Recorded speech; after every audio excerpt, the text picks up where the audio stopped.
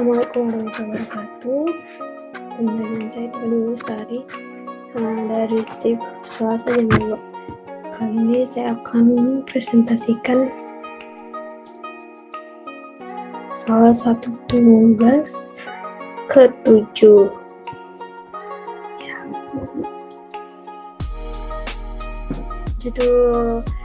Judul skripsi yang saya ambil yaitu analisis usaha tani semangka merah dan semangka kuning studi kasus Kecamatan Secanggung, Kabupaten Langkat.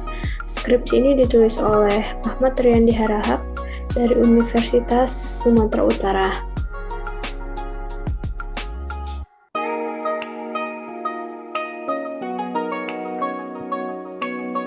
Daftar isi untuk penjelasan ini yaitu ada bab 1 pendahuluan di mana terdiri dari latar belakang, identifikasi masalah, dan tujuan.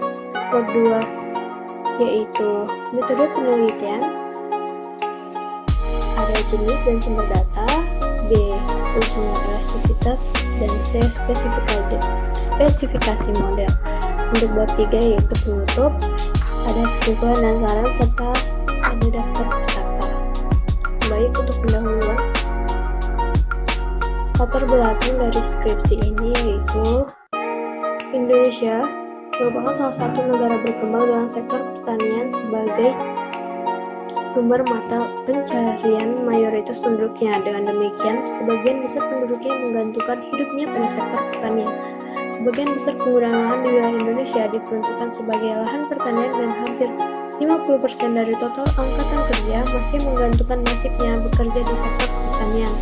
Dikutip dari Husado 2004, keanekaragaman sumber genetik buah-buahan tropik yang tumbuh tersebar di berbagai wilayah di Indonesia merupakan harta karun yang tak ternilai harganya. Namun, harta itu masih belum banyak dimanfaatkan untuk kesejahteraan masyarakat. Beberapa jenis buah-buahan yang telah dimanfaatkan sebagai tambahan sumber penghasilan belum dapat memenuhi harapan. Komoditi ini masih kalah menghadapi tantangan pasar sehingga belum mampu mencukupi kebutuhan pasar sesuai dengan kebutuhan konsumen. Dikutip dari Sunarjono 2013.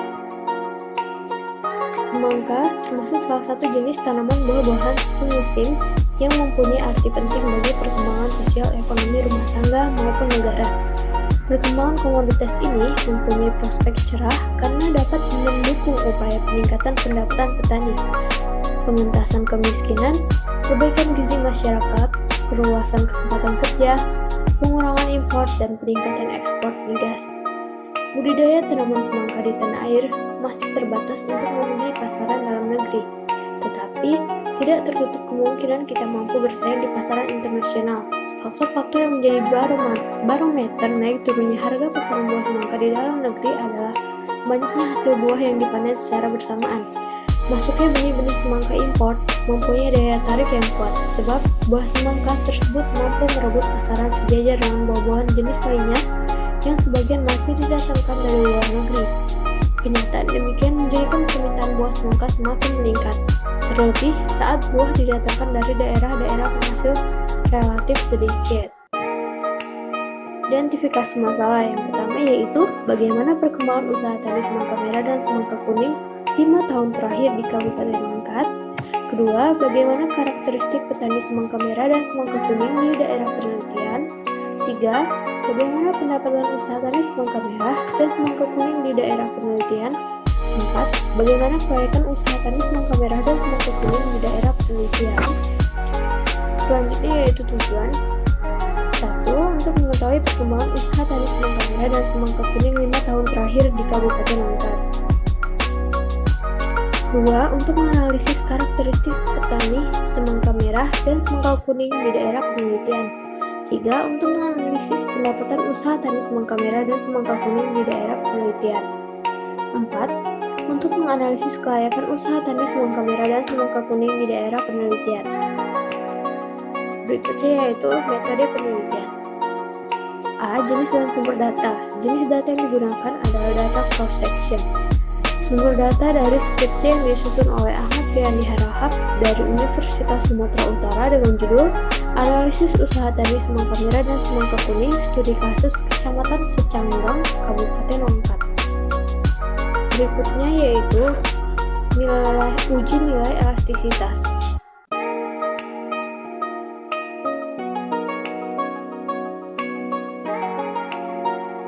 Yang pertama adalah kita menyiapkan hipotesis H0 yaitu beta 1 kurang beta 2 sama dengan 0, H1 beta 1 kurang beta 2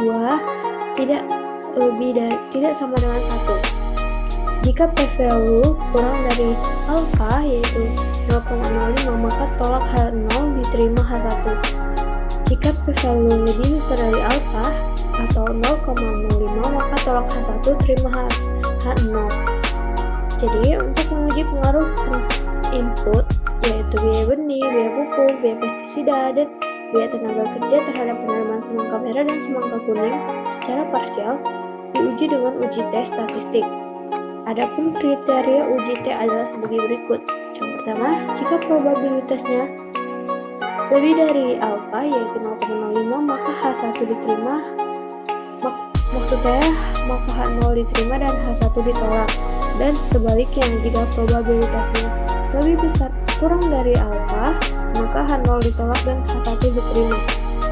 H0 sendiri yaitu variabel input seperti biaya benih, biaya pupuk, biaya pestisida, dan biaya tenaga kerja tidak berpengaruh nyata secara parsial terhadap penerimaan semangka merah dan semangka kuning secara simultan.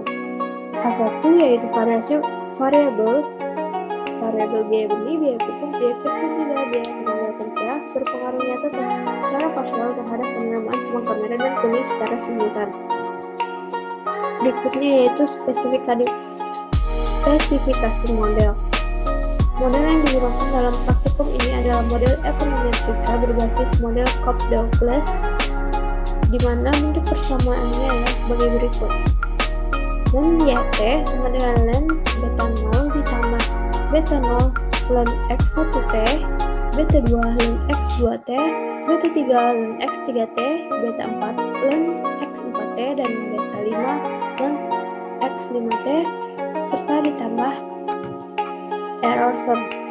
Keterangan di sini kita dapat melihat len YT yaitu jumlah produksi, beta 0 hingga beta 5 yaitu koefisien regresi, dan x1t yaitu luas lahan dengan satuan hektar, dan x2t yaitu jumlah benih dengan satuan kilogram, dan x3t yaitu pupuk kompos dengan satuan kilogram, dan x4t yaitu pupuk NPK dengan satuan kilogram, dan x5t yaitu pestisida dengan satuan botol. Selanjutnya yaitu bab 3 hasil dan pembahasan. Pengaruh input produksi terhadap jumlah output yang dihasilkan.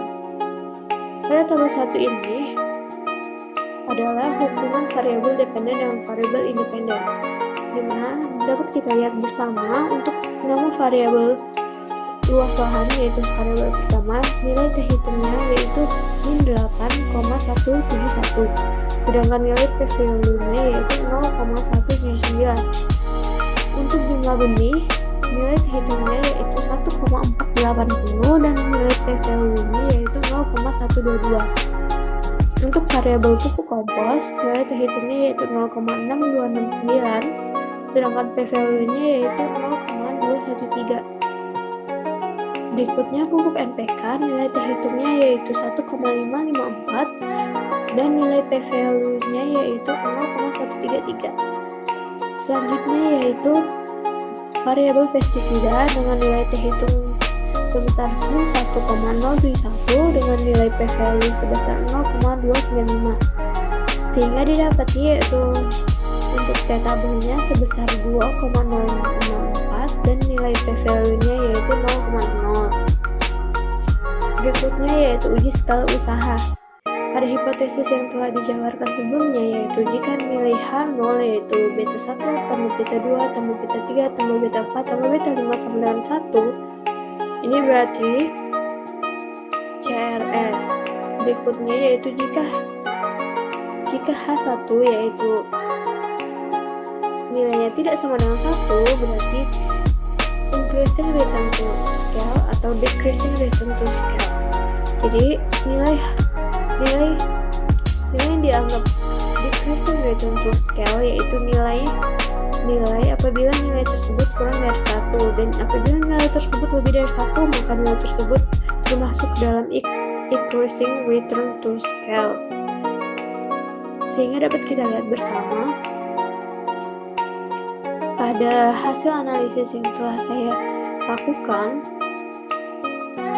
didapatkan data sebagai berikut, yaitu beta 1 ditambah beta 2 tambah beta 3 tambah beta 4 dan tambah beta 5 yang menghasilkan nilai sebesar min 619,4056, yaitu kurang dari 1.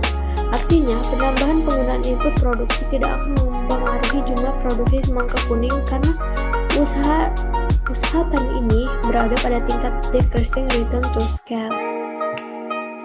Selanjutnya yaitu penutup. Untuk kesimpulan, luas lahan usaha tani semangka merah dan semangka kuning setiap tahun mengalami peningkatan rata-rata sebesar 9% untuk usaha tani semangka merah dan 10% untuk usaha tani semangka kuning. Produksi usaha tani semangka merah dan semangka kuning setiap tahun juga mengalami peningkatan sebesar 3% untuk semangka merah, dan untuk semangka kuning mengalami kenaikan rata-rata sebesar 6%. Ada perbedaan karakteristik petani semangka merah dan petani semangka kuning dari segi umur, pendidikan, lama berusaha tani, dan luas lahan. Pendapatan usaha tani semangka kuning rata-rata yaitu sebesar 49.813.744 per hektar, lebih besar dari pendapatan usaha tani semangka merah dengan rata-rata 38.401.000 rupiah. Faktor-faktor biaya pupuk dan biaya tenaga kerja pada usaha tani semangka kuning dan semangka merah berpengaruh nyata secara parsial terhadap penerimaan. Sedangkan faktor-faktor biaya produksi, misalnya biaya pupuk, biaya pestisida, biaya benih, biaya tenaga kerja berpengaruh nyata secara serempak terhadap penerimaan semangka merah dan semangka kuning. Baik, berikut ini yaitu saran dari penulis. Yang pertama, kepada pemerintah. Disarankan kepada pemerintah untuk memberikan bantuan modal usaha dan pelatihan kepada petani semangka merah dan petani semangka kuning. Perlu dibuat koperasi di desa tersebut agar petani mudah untuk menjual hasil produksinya, dan juga perlu adanya perbaikan jalan agar agar akses menuju tempat usaha tani tersebut cepat dan lancar sehingga roda perekonomian masyarakat cepat naik. Berikutnya yaitu saran kepada petani. Disarankan kepada petani semangka merah dan semangka kuning agar lebih bergairah dan lebih bersemangat dapat dalam melakukan usaha tani semangka merah dan semangka kuning dengan melihat hasil yang didapat. Selanjutnya yaitu saran kepada peneliti selanjutnya untuk meneliti usaha tani semangka merah dan semangka kuning dengan memasukkan variabel yang belum dimasukkan dalam penelitian ini.